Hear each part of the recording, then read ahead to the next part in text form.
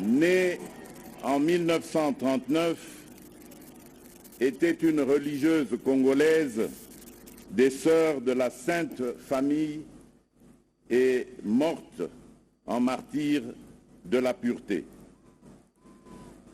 Face au refus exprimé par ses parents d'adhérer à son projet de vie religieuse, elle quitta clandestinement sa famille en 1954 pour se faire inscrire comme aspirante au couvent des Sœurs de la Sainte Famille de Kisangani. Le 29 novembre 1964, les rebelles Simba se présentèrent à Bafouabaka, localité située à 50 km de Wamba, et amenèrent toutes les religieuses, dont la sœur Annualité, pour les acheminer vers Isiro, à la Maison Bleue, considérée comme l'actuel sanctuaire de la Bienheureuse.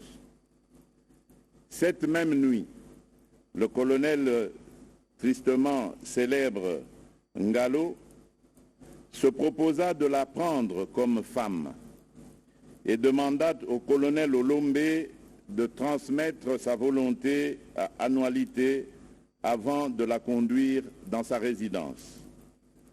Face à cette situation, elle opposa un refus catégorique et manifesta une farouche résistance, préférant mourir plutôt que de commettre le péché. Dépassé et hors de lui, le colonel Léon, fomenté par des voisins envieux et belliqueux qui visent tout simplement à piller nos richesses et à nous laisser demeurer dans nos souffrances. C'est à vous, jeunes, qu'ils vont essayer de s'adresser pour vous manipuler et vous entraîner dans des violences contre votre pays, contre vos propres compatriotes. N'écoutez pas ces chants de sirènes qui visent tout simplement à vous maintenir dans la dépendance, dans le dénuement, dans l'esclavage. Je compte sur vous, car comme je le dis, la jeunesse, c'est notre avenir à tous. Je voudrais également m'adresser à l'Église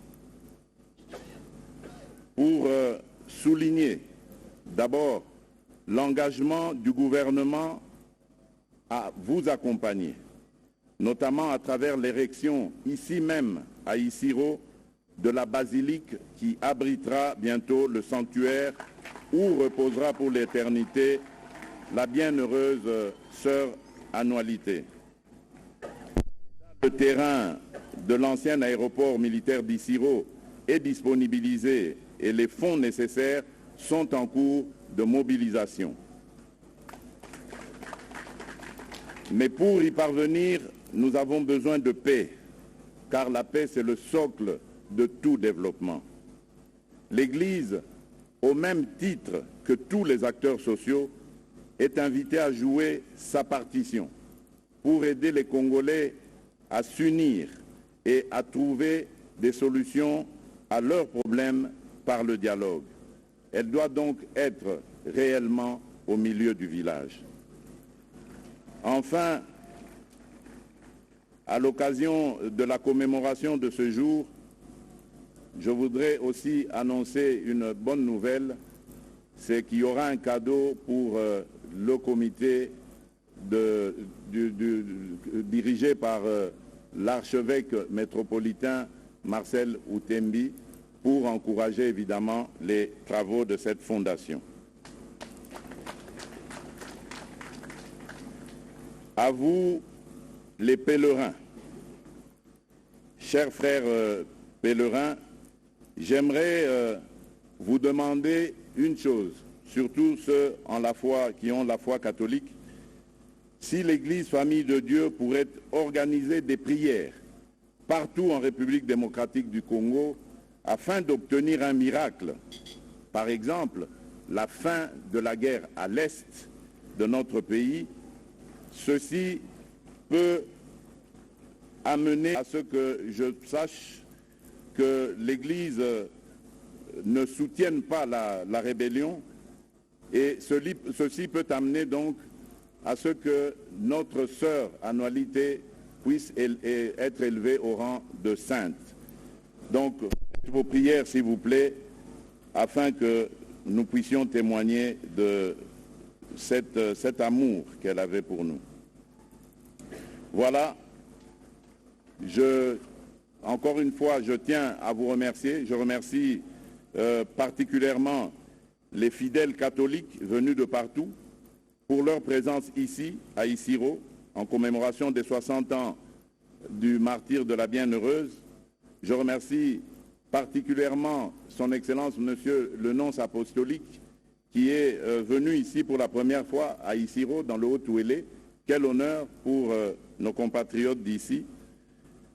Transmettez aussi, Monseigneur, mes remerciements à sa sainteté, le pape François, qui continue de porter la République démocratique du Congo dans ses prières quotidiennes et qui se prépare, vous l'avez dit, à béatifier un autre Congolais, en la personne de Floribert Bwana Chui Bin Kassiti, jeune laïc de Goma qui a accepté le sacrifice suprême en s'opposant à l'entrée dans notre pays de produits avariés venant d'un pays voisin.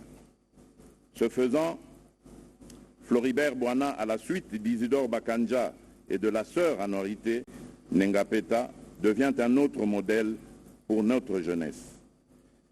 Mes remerciements vont aussi à tous les acteurs liturgiques, en commençant par l'ordinaire du lieu, Monseigneur Dieudonné Mandrapilé, évêque d'Isiro Nyangara, et tous les évêques, les prêtres, les religieuses et les religieux, les consacrés qui se sont mobilisés pour cette belle célébration eucharistique. Voilà, mesdames et messieurs, ce que j'avais à dire comme message. Je vous remercie. Que Dieu bénisse la République démocratique du Congo et son peuple. Voilà le président de la République.